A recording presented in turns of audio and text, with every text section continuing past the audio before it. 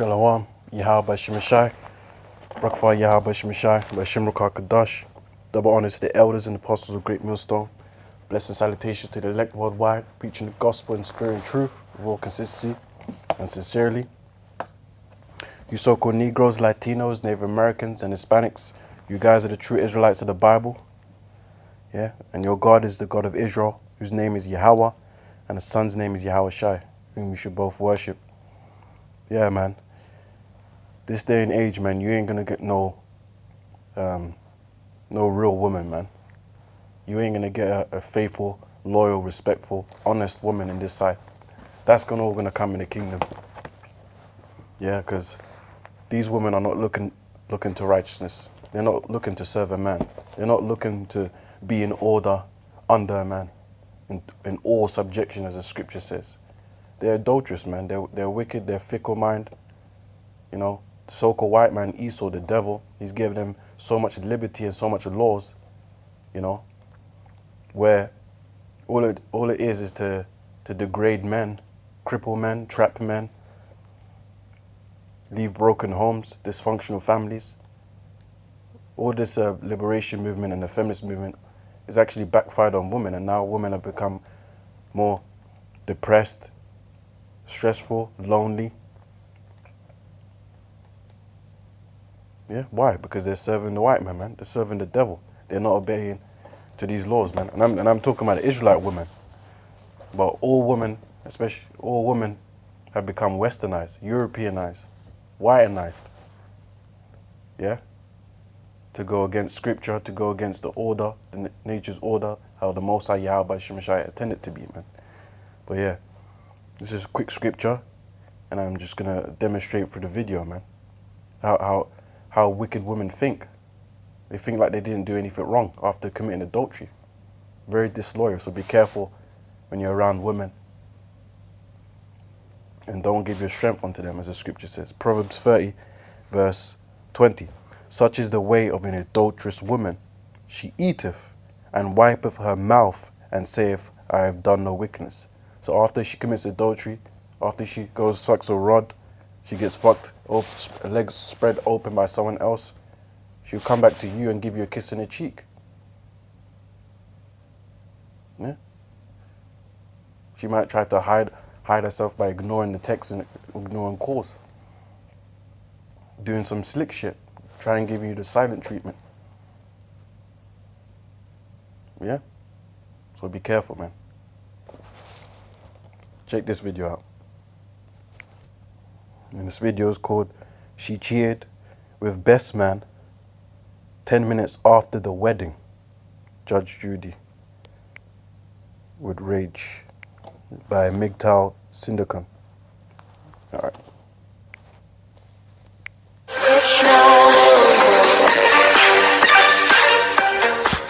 That you gave this young lady over here. Correct. Okay, explain. It's not so much about the money, you know, it's more about the sentimental value that the ring holds to me.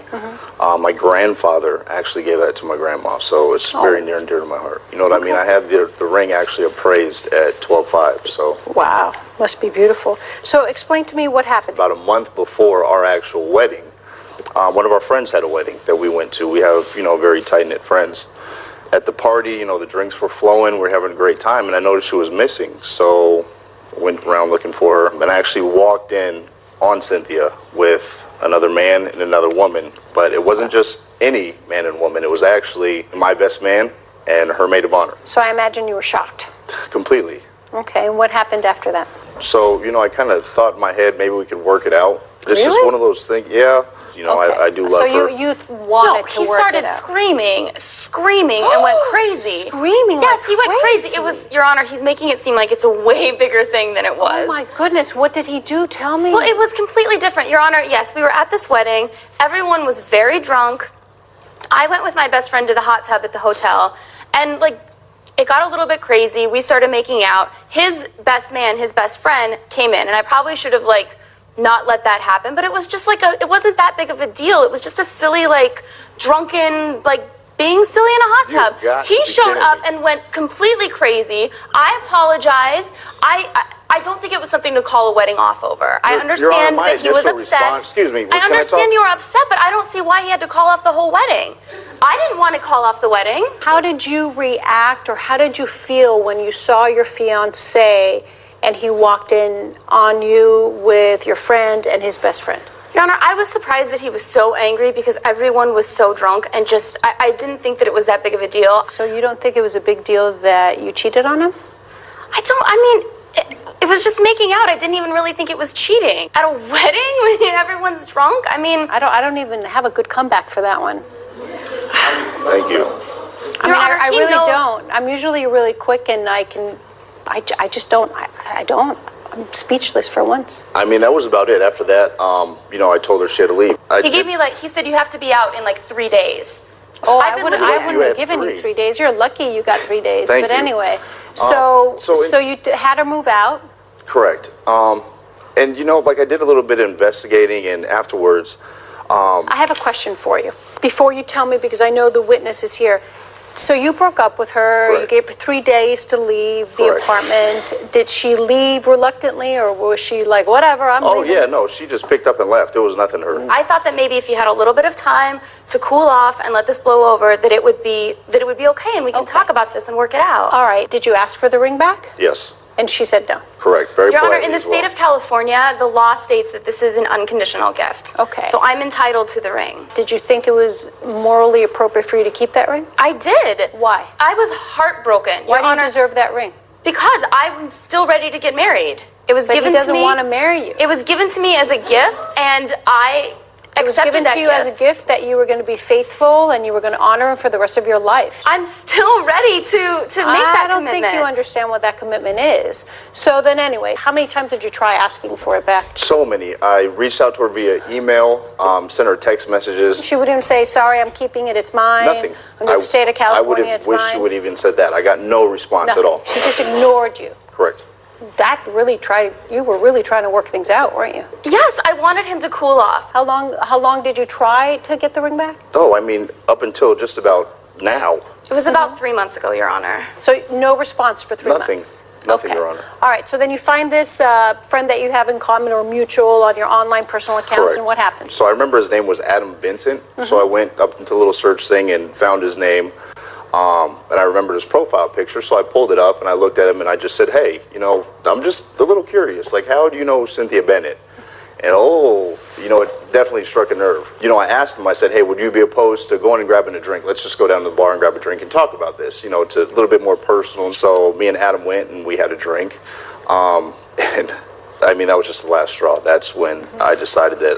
Adam, why don't you stand up and tell me, do you know the witness, Miss Bennett? Yes, Your Honor, I do. You do, okay. Hello, Your Honor. You intimately know the witness? I can't believe that he's here today. This is, I bet you can't. yes. Okay.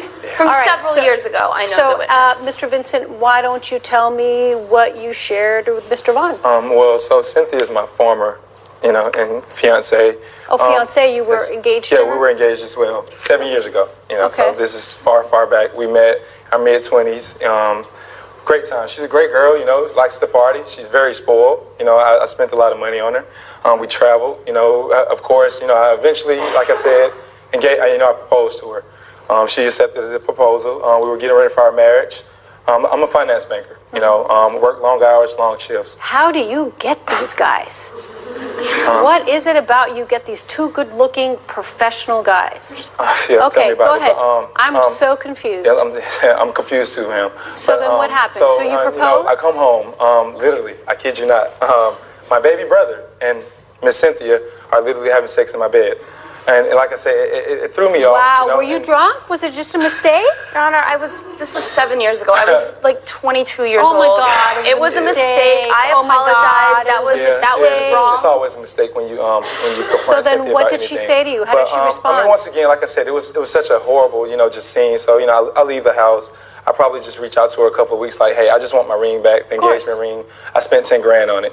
Yes, ma'am, but she hit me with this California law. I proposed to her in California. She's a California resident. Is that I'm a what she California told resident you? now. Ma'am, I don't know what to tell you when it comes to Cynthia. Like I said, that's why I'm standing here next to Mr. Vaughn. Coming up on How many times have you been engaged before? Your Honor, I've been engaged twice. Twice? I loved. Twice That what we she know tells of. you, yeah. That we know of. That's what she's telling you. Your Honor, I loved. It's a good I loved little Adam business. very much. It's a I was good too young. little business you I have. was too young to be engaged with Adam. I loved him very much. No, can I see the ring? Would you mind, Bernard? Can you get the ring, please? You want me to take it off? Of course, please. Hey, Bernard, See how beautiful it is. So this was your grandmother's. My Ring. grandfather actually gave that diamond. It's just the to my diamond. It's grandmother. not the setting. This is a beautiful diamond. Thank you. Jeez. Give it to Mr. Vaughn, please. It's his. It's not yours. Your Honor, how is that legally his? Oh, it's legally his because, you know, you're very smart, and I think it's a really great little scam you have going on for yourself here. It's the donor, he gave it to me, he broke up, therefore I get to keep it. But in these no-fault states, there's also something called fraud. So it is my opinion, and listen to this, it is my opinion that you on purpose did this so you can keep the ring. So it was your actions, your unfaithfulness that made him break up with you. So therefore, he would have never broken up with you but for the fact that you got drunk and it was no big deal and you made out with the girl and the boy and then that's it, end of story. You should be ashamed of yourself. Because what you're doing is that you're abusing the law and you are convincing, manipulating. I seriously don't know how she connived you, how she, both of you guys are so handsome, such smart professionals. How did you let her completely fool you? Your Honor, I had a wonderful relationship Sweetheart, with each of I these don't men. think you Wonderful. understand what wonderful is. You don't understand what a relationship is. You don't understand what anything is, okay? So based on the evidence, well, I don't have to do anything. I'm giving you your ring back, therefore I'm not going to grant you the money, okay? Good luck to you guys. Thank you, Mr. All rise.